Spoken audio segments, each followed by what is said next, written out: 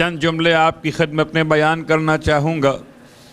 یقیناً کوئی عبادت ایسی نہیں ہے، کوئی مقام ایسا نہیں ہے اس عبادت یا مقام کے بارے میں امام جعفر صادق علیہ السلام کی رہنمائی موجود نہ ہو۔ یعنی وضو کے مسائل ہوں، تیمم کی باتیں ہوں، کہ اذان و اقامت کے مناقب بیان کیے جا رہے ہوں، کہ مسجد میں نماز پڑھنے کا ثواب رقم کیا جا رہا ہو، یا مصلی پر بیٹھ کر نماز کے بعد تسبیح سیدہ کی بات سمجھائی جا رہی ہو، کوئی ایسا مقام مجھے بتا دیجئے کہ جہاں ذکر شریعت ہو، سنت اور واجب کا حوالہ ہو اور امام جعفر صادق علیہ السلام کا نام موجود نہ ہو۔ حتیٰ کہ ماتم کے فرش سے لے کر، فرش عبادت سے لے کر، قبر کی باتوں سے لے کر، روز قیامت کے مسائل سے لے کر، خدا کی بارگاہ میں حاضری کے عنوان تک کون سا ایسا عنوان ہے جس کو میں یہ کہہ کر آغاز کروں کہ اس مقام کے بارے میں امام کی روایت نہیں ملتی، بلکہ الفاظ یوں کہے جائیں کہ باقی سارے ائمہ اہل بیت کی محنتیں اپنے مقام پر، ان سب پر ہماری جانیں قربان ہو جائیں، ہمارے ماں اور باپ قربان ہو جائیں، انہی کے فرزند ہیں، انہی کے پیرو ہیں امام علیہ السلام، کہ ہر ایک مقام پر امام کی اتنی احادیث بیان کی گئی ہیں کہ گویا ایسا لگتا ہے کہ اب مذہب آل محمد، مذہب اثنا عشر کے بجائے مذہب امام جعفر صادق دکھائی دیتا ہے۔ یعنی اس حوزہ علمیہ کی بنیاد سے لے کر مسائل تفقہ تک، علم کلام کی باتوں سے لے کر عبادت کے طریقوں تک، تلاوت قرآن کے عنوان سے لے کر شب قدر کی تفسیروں تک، امام نے کوئی مقام ایسا رکھا ہی نہیں کہ جہاں رہنمائی نہ فرمائی ہو۔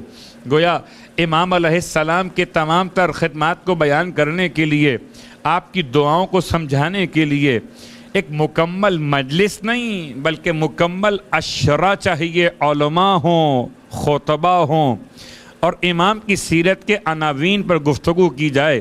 امام کا زہد کیا تھا، امام کا علم کیا تھا، امام کا تقوی کیا تھا، امام کا انداز محبت کیا تھا، امام کا طریقہ اخلاق کیا تھا، امام کا مومن کا عنوان حقوق بیان کرنے کا طریقہ کیا تھا۔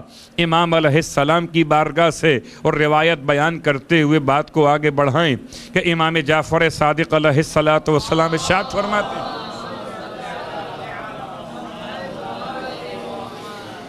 اور اس روایت سے آغاز اس لیے کر رہا ہوں کہ روایت آپ نے ہزار بار سنی ہے، بارہا سنی ہے، اور سنتے رہیے گا کہ اس روایت کا ایک تعلق انسان کی دنیا سے ہے اور ایک تعلق انسان کی آخرت سے۔ امام ارشاد فرماتے ہیں، اذا مات ابن آدم، جب فرزند آدم دنیا سے انتقال کر جاتا ہے، جب کسی انسان کی موت واقع ہو جاتی ہے، انقطع عملہ عن الدنیا الا عن ثلاث، تو اس کے تمام دنیا سے تعلقات منقطع ہو جاتے سوائے 3 تعلقات کے۔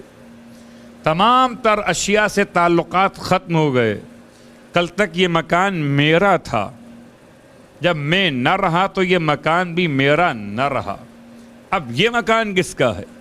کہ اب یہ مکان ورثاء کا ہے، اب یہ مکان صاحبان حقوق کا ہے۔ کل تک یہ لباس میرا تھا، اب یہ لباس میرا نہ رہا۔ کل تک یہ مال میرا تھا، اب یہ مال میرا نہ رہا۔ اور اس حد تک امام کے الفاظ نے انسان کو متوجہ کیا۔ ارشاد فرمایا کہ 3 چیزیں ایسی ہیں جو انسان کے مرنے کے بعد بھی اس کے ساتھ ساتھ باقی رہتی ہیں، رابطہ باقی رہتا ہے۔ وہ 3 باتیں کون سی؟ ارشاد فرمایا، صدقۃ جاریہ، ایک صدقہ جاریہ جو انسان کی موت کے بعد بھی اس سے منقطع نہیں ہوتا۔ واقعاً صدقہ جاریہ صاحبان مال کے لیے مال دے دینا، اور صاحبان علم کے لیے علم کی بات کا پہنچا دینا، صاحبان تقوی کے لیے تقوی کی بات کا اس طرح سے مکمل کر دینا کہ ریاکاری کی نیت نہ ہو، لیکن اگر میری عبادت کو دیکھ کر کسی کو عبادت کا شوق پیدا ہو گیا تو میں نے تقوی کا صدقہ ادا کر دیا۔ صلوات پڑھے محمد و آل محمد۔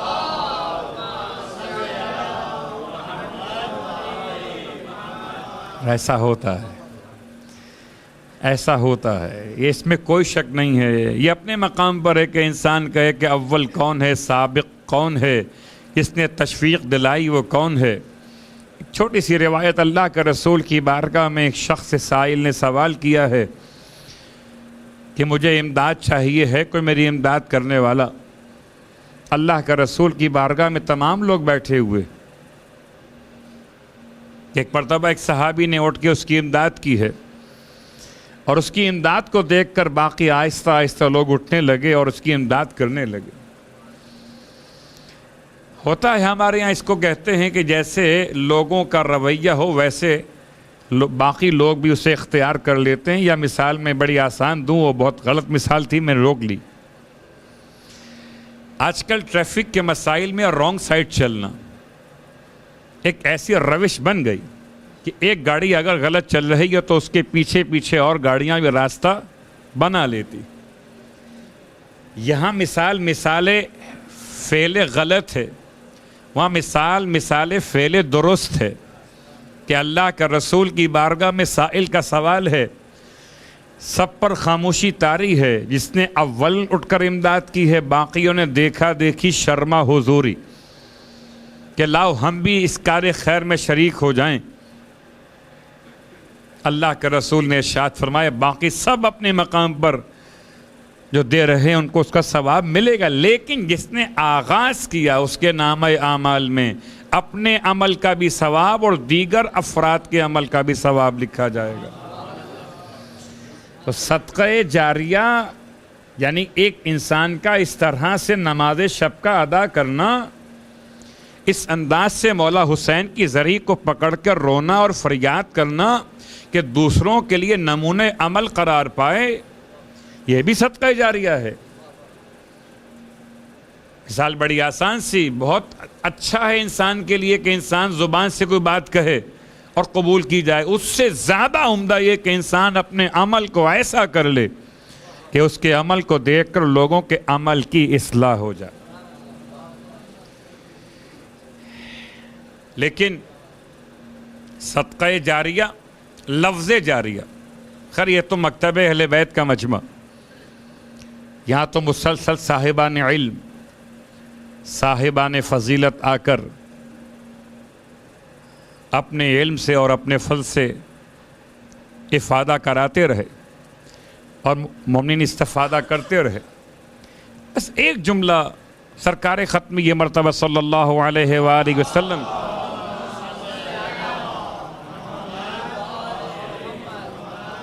صدقہ جاریہ مرنے کے بعد بھی دیا جاتا ہے اور مرنے سے پہلے بھی دیا جاتا ہے۔ اب ایک سوال، شاید وہ سوال بھی ذرا مشکل سوال ہے اور ماہ رمضان سے متعلق ہے، اور ماہ رمضان سے متعلق سوال کی یہاں کیا ضرورت پیش آ گئی؟ اس لیے پیش آئی ضرورت کہ میں سوچتا ہوں کہ معصوم نے ایسا کیوں نہ کیا کہ منصور دوانقی کے دربار میں بیٹھے رہتے کم از کم شیعت کی نمائندگی تو ہوتی۔ بہت غور کیجئے گا، میرا جملہ بہت سخت، صلوات پڑھے محمد و آل محمد۔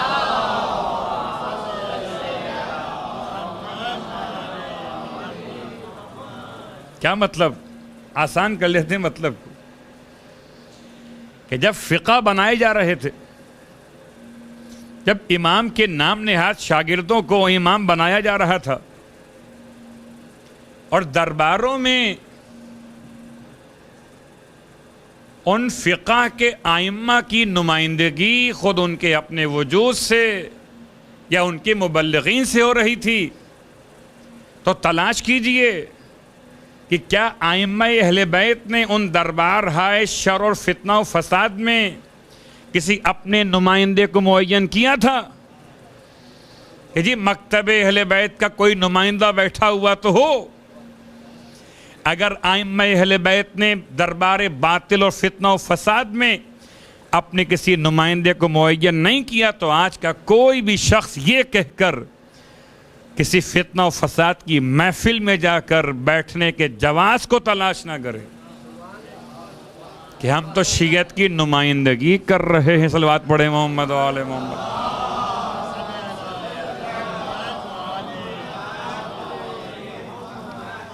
ایک مسئلہ صاحبان علم کا، ایک مسئلہ صاحبان ایمان کا۔ صاحبان علم کا مسئلہ صاحبان علم کے ساتھ، ہم تو صاحبان ایمان کی باتیں کر رہے ہیں۔ صاحبان ایمان کا مسئلہ کیا؟ کسی مقام پر بھی انسان جائے تو کیا دیکھے کہ شرعاً جانا جائز ہے کہ حرام ہے؟ آغائے سیستانی سے مسئلہ بعد میں پوچھے، پھر روایات کی روشنی میں خود سمجھے کہ اس کی شرعی ذمہ داری کیا ہے۔ مسئلہ استنباط نہیں ہے یہ کہ استفتاء کیا جائے۔ استفتاء کب ہوگا؟ جبکہ نص صریح موجود نہ ہو۔ استفتاء کب ہوگا؟ جبکہ آیت محکمہ موجود نہ ہو۔ استفتاء کب ہوگا؟ جبکہ معصومین کی روش موجود نہ ہو۔ استفتاء کب ہوگا؟ جبکہ علماء ما سبق کا کوئی انداز موجود نہ ہو، تب پوچھئے گا نا۔ لیکن اگر سیرت معصوم، آیات قرآن، احادیث پیغمبر اور علماء ما سبق کا طریقہ موجود ہو تو چلیے بات کو اور آسان کر لیتا ہوں، کہیں کوئی یہ خیال نہ کیا جائے کہ جواب کہاں رہ گیا۔ جواب بڑا آسان سا ہے۔ ہر اس مقام پر جانا شرعاً جائز ہے جہاں انسان کا دین اور ایمان خطرے میں نہ ہو۔ بہت توجہ کے ساتھ، دین اور ایمان خطرے میں نہ ہو۔ اور ہر اس مقام پر جانا حرام ہے۔ چلیے بات بڑی آسان سی ہم کر لیتے ہیں۔ ایک ہے خالصتاً حرام، ایک ہے خالصتاً حرام نہیں ہے لیکن اشتباہ بالحرام ہے۔ اور سرکار ختم یہ مرتبہ صلی اللہ علیہ وآلہ وسلم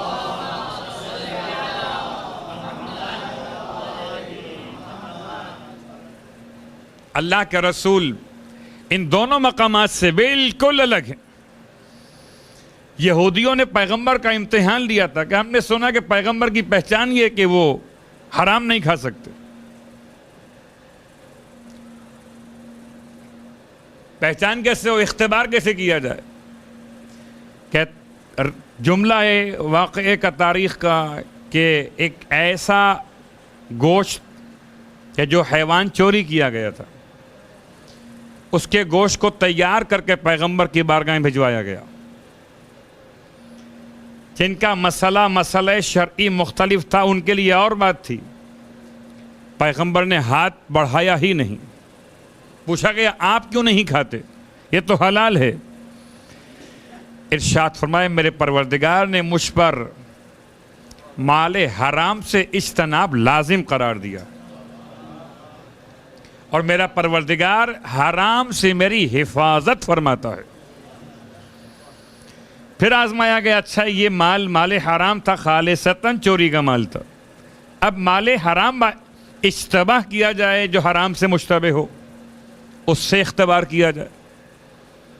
بغیر پیسے دیے ہوئے ادھار پر لے لیا، نیت یہ تھی کہ دیں گے نہیں، نیت یہ تھی کہ دیں گے نہیں، اور اس کے بعد لے کر اللہ اکبر پیغمبر کی بارگاہ میں پیش کیا گیا۔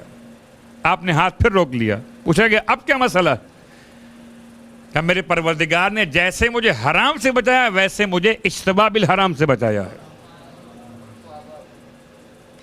انسان مکروہات سے کیوں بچنا چاہتا ہے؟ تاکہ محرمات کا زینہ نہ قرار پائے۔ ماہ رمضان، راتیں متبرک، اور پھر ایسے پروگرامز میں شرکت دینی سوالات کے نام سے، انبیاء کے قصوں کے نام سے، اور مولائے کائنات کے فضائل کے بیان کے نام سے. تو کیا مولائے کائنات کے فضائل اگر بیان ہوں دربار حاکم شام میں، تو کیا حاکم شام کے دربار میں جا کے بیٹھنے کی اجازت ہو گئی؟ یہ کہہ کر کہ ہم مجلس ولایت علی ابن ابی طالب میں شرکت کے لیے جا رہے ہیں، نہیں.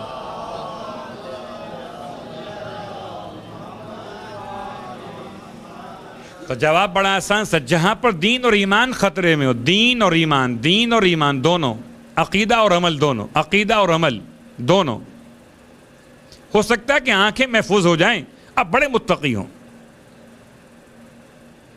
لیکن وہاں بیٹھے ہوئے افراد جو سوالوں کے جوابات دیتے ہیں، ان کے کسی ایک جواب کو سن کر اگر آپ کا عقیدہ متاثر ہو گیا، اس کا علاج کیا کیجیے گا؟ خیر، بہت ساری باتیں، میں کون سی مثالیں بیان کروں. کبھی سوچئے گا کہ نائی کی دکان پر جاتے ہوئے کبھی تصور کیا ہے کہ نائی سے رقم واپس لینا کھلے کراتے ہوئے اشتباہ رکھتا ہے؟ کیا مطلب ہے؟ کہ نائی دو کام کر رہا ہے، ایک جائز کر رہا ہے، ایک حرام کر رہا ہے. اس کا مال حلال مخلوط بحرام ہے. جی میڈیا پر تو نعتیں بھی آتی ہیں. مجھے بڑا خیر افسوس ہوا تمام مسائل کو معلوم کرتے ہوئے. صدقہ جاریہ، بہت ڈر لگتا ہے کہ اگر کوئی صاحب علم اپنے مخصوص لباس کے ساتھ کسی ایسے مقام پر تشریف فرما ہو کہ اس کے بیٹھنے سے لوگوں کو تشویق پیدا ہو، تو یہ صدقہ جاریہ عذاب جاریہ ہے. تشویق پیدا ہو کہ میں نہیں جاتا تھا، میں اس لیے جاتا ہوں کہ آپ بھی جاتے ہیں. امام فرماتے ہیں کہ انسان جیسے ہی مرے گا اس کے سارے رشتے ختم ہو جائیں گے. اللہ اکبر. انقطع عملہ عن الدنیا، صرف 3 رہ جائیں گے. ایک صدقہ جاریہ، جاریہ مطلب جو مسلسل ہو، جو کبھی ختم نہ ہو، جو بڑھتا رہے. ایک دے کر گئے تھے، 1 سے 10 بنے، 10 سے 70 بنے، 70 سے 700 بنے، 700 سے ہزاروں اور لاکھوں میں تقسیم ہو جائے. صدقہ جاریہ جو کبھی کم نہ ہو. پھر امام فرماتے ہیں دوسرا سنت حسنہ، یعنی انسان دنیا سے چلا گیا اگر کوئی ایسی روش قائم کر کے گیا جس پر لوگ عمل کر رہے ہو. اب یہ خاندانوں کی مثالیں ہیں، میں کیا کسی کا نام لوں؟ ہمارے یہاں تو بڑے مسائل ہیں. لوگ عقیدت کی عجیب عجیب باتیں کرتے ہیں اور عقیدت کی باتوں کو عقیدہ کہتے ہیں. اب بات کی جائے قوال کے اعتبار سے تو صابری کی بات تو کر رہے تھے، یا بات کر رہے تھے وہ عبدالستاریدی کی. حیرت ہے کہ ہمارے یہاں کیا کریکٹر موجود نہیں ہیں، کہ ہمارے یہاں آئیڈیل موجود نہیں ہیں. کیا شیخ مفید سید مرتضی علم الہدی، کیا آغائے بہجت آغائے وحید خراسانی اور سید حسن نصر اللہ، یا اور بہت سارے ایسے کہ جن کے نام بہت کم مشہور ہیں، بہت لوگ موجود ہیں. اگر روش قائم کرنا چاہتے ہیں تو ان کی روش قائم کیجئے. کوئی ایسا نظام بنا کے جائیے خاندانوں میں. مشترکہ مجلس ایصال ثواب روش ہے، مشترکہ شادیاں روش ہے، شادیوں میں کھانے کی کمی روش ہے، جہیز کو مناسب انداز میں لے کر آنا روش ہے،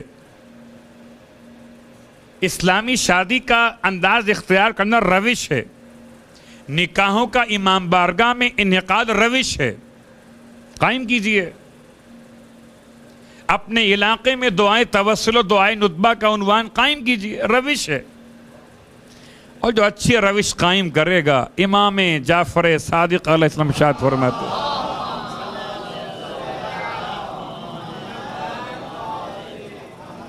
اچھی روش،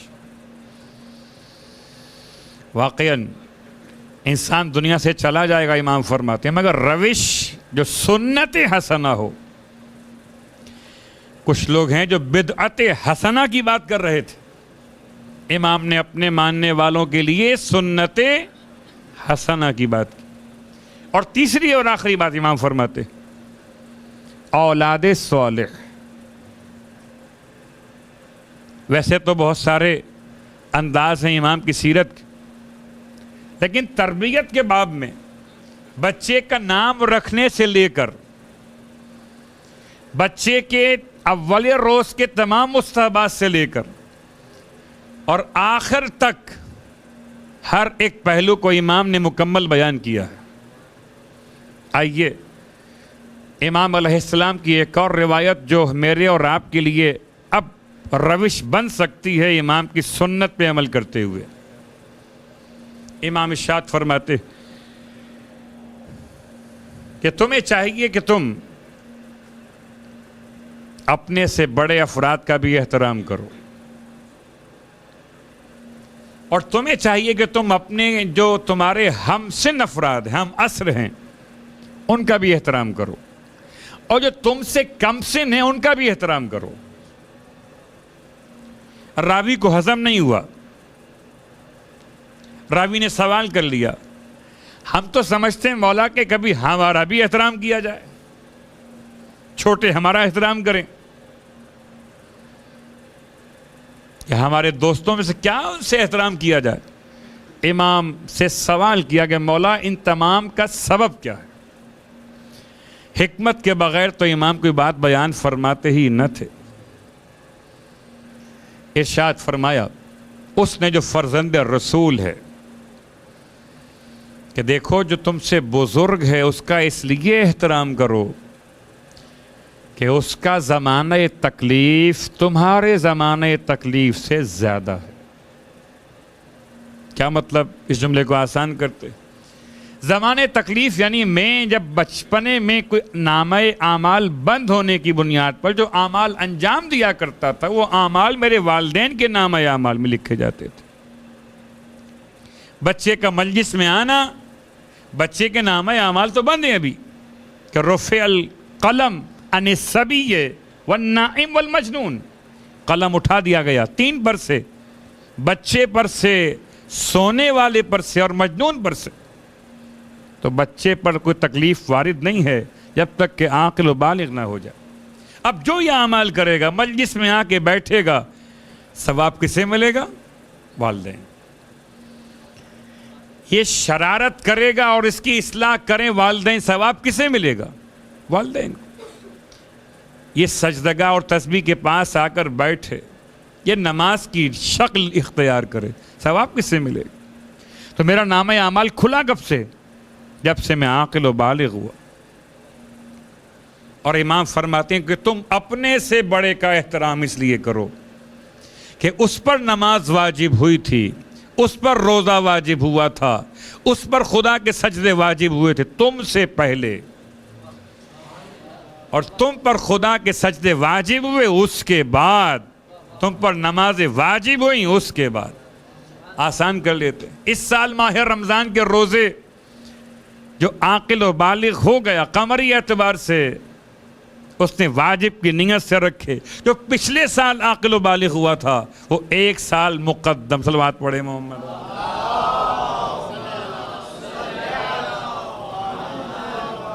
بڑا فرق۔ اپنے سے بزرگ، ہمارے یہاں لوگ کوتاہیوں سے احترام کا معیار بناتے ہیں. یہ گناہ گار ہے، یہ خطا کار ہے، یہ معصیت کار ہے، اس سے کیا ملنا، ارے یہ تو مومن نہیں ہے، اس کا احترام کیا کرنا. امام نے معیار کو تبدیل کیا. پھر ارشاد فرمایا، مولا نے سوال کے جواب میں جب وہ کہتا ہے مولا اپنے کے جو ہم برابر ہیں ہم سے نے، ان کا احترام کس بنیاد پہ کیا جائے؟ امام فرماتے ہیں ان کا احترام اس لیے کہ تمہارے گناہ تمہارے لیے یقینی ہیں، تمہارے علم میں کہ تم کیسے گناہ گار ہو، اور جو تمہارے ہم سے ہیں ان کے گناہ تمہارے لیے ظن کی منزل پر ہیں، یقین کی منزل پہ نہیں. اور اگر گناہ یقین کی منزل پر بھی ہوں تو تب بھی توبہ کا ظن تو رہے گا. تو جو تمہارے برابر کے ان کا بھی احترام کرو کہ تم کیا ہو یہ خدا جانتا ہے، ہو سکتا ہے وہ تم سے بہتر ہو. تیسری اور آخری بات امام فرماتے ہیں جو تم سے کم سن ہیں ان کا بھی احترام کرو. راوی پوچھتا ہے مولا ان کا احترام؟ فرمایا ہاں اس لیے کہ ان کا زمانہ گناہ کم ہے، تمہارا زمانہ گناہ زیادہ ہے. کیا مطلب؟ 1 سال پہلے میں بالغ ہو گیا تھا، اگر میں نے غیبت کی تو غیبت کے جرم کو سال مکمل ہو گیا، اور یہ ابھی بالغ ہوا ہے، اس کا زمانہ غیبت زمانہ گناہ مجھ سے مختصر ہے، تو مجھے چاہیے میں اس کا بھی احترام کروں. 1400 سال پہلے معصوم نے ایسا مزاج مومن کا بنا دیا. اور پھر ایک خاص جملہ امام کی روایت سے سوچ کر تو آیا تھا کہ آج صرف مومن پر مومن کی حقوق بیان کروں گا، لیکن وقت تمام ہو گیا. امام فرماتے بہترین میرا دوست صدیق وہ ہے میرے بھائیوں میں سے جو مجھے میرے عیوب ہدیہ کر دے.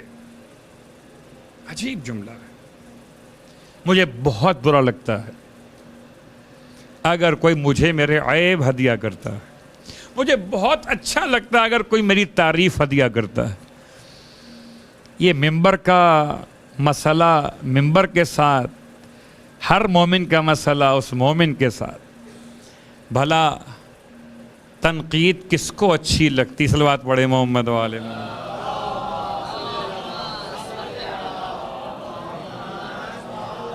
دیکھیے کسی بھی روایت کو ہم مطلقاً سب پر نافذ نہیں کر سکتے. امام کا جو پیغام ہے اس کو سمجھنے کے لیے پہلے مزاج بنانا پڑے گا. امام فرماتے ہیں میرا بہترین دوست وہ ہے میرے بھائیوں میں سے جو میرے عیوب مجھے ہدیہ کر دے، مجھے بتائے کہ میرے عیوب کون سے، میری آواز کہاں تک پہنچی یہ بتائے مجھے، میرے الفاظ کیا تھے وہ بتائے مجھے، میں نے کہاں لفظ مذکر کو مؤنث پڑھ دیا وہ بتائے مجھے، کہاں میں نے کسی واجب کو کم انجام دیا وہ بتائے مجھے. میرا بہترین دوست وہ ہے، بہترین دوست. اور آپ یقین کریں کہ میں اور آپ ہم سب ملا کر آج کے دور میں سب سے بدترین دوست وہ ہے ہمارا جو ہمارے عیب ہمیں بار بار بتلائے کہ جی بیٹی کو کہاں بیاہ دیا، اچھا فیصلہ نہیں کیا، بہو کے ساتھ آپ نے کیا کیا، یہ ظلم کر دیا، یہ اپنی بہن کے ساتھ کیا کیا، اس کا حق میراث ضبط کر لیا. آج کسی مومن کو مومن کچھ کہے تو برا لگتا ہے. خدا معلوم امام جعفر صادق علیہ السلام کن الفاظ میں ادا کر رہے تھے، کیا الفاظ تھے. پھر ارشاد فرماتے ہیں ایک اور روایت میں کہ جو شخص من وعظ اخاہ سرا، اس نے اپنے بھائی کو نصیحت کی پوشیدہ طور پر، فقد زانہ، اس نے اپنے بھائی کو زینت دے دی. جس نے اپنے بھائی کو پوشیدہ طور پر نصیحت کی. آپ کو اگر یہ بات معلوم ہو کہ مجھ سے غلطی ہوئی ہے تو میری غلطی بتانے کے دو طریقے ہیں آپ کے پاس، کہ آپ فرش عزا پر بیٹھے بیٹھے اپنے ہاتھ کو اٹھا کر آواز کو بلند کر کے کہیں جی قبلہ آپ غلط پڑھ رہے ہیں، یہ جملہ یوں نہیں یوں پڑھنا چاہیے آپ کو۔ معلم نفسیات ہے معصوم، کیا منزل ہے کہ مسئلہ حل بھی کرنا ہے، نفسیات کو پامال ہونے سے بچانا بھی ہے، ورنہ ہر کس و ناکس ہر دوست بیٹھ کر فرش عزا سے کہہ دے کہ جی آپ غلط پڑھ رہے ہیں اور لوگ قبول کر لیں۔ امام نے فرمایا من وعظ اخاہ سرا، مجلس پڑھنے کے بعد کاش کہ ہم جیسے طلباء میں اتنی ہمت و برداشت ہو کہ صاحبان ایمان کی نصیحتوں کو قبول کر سکیں۔ عجیب ہے واقعاً، ہم یہ تو چاہتے ہیں کہ صاحبان ایمان ہماری نصیحت قبول کریں، یہ ہم نہیں چاہتے کوئی ہم کو نصیحت کرے۔ حالانکہ نصیحت ہو یا کوئی اچھی بات ہو کسی مومن کی زبان پہ جاری ہو، یہ خدا بہتر جانتا ہے۔ اور خود امام جعفر صادق علیہ السلام اپنے مشورے کے بعد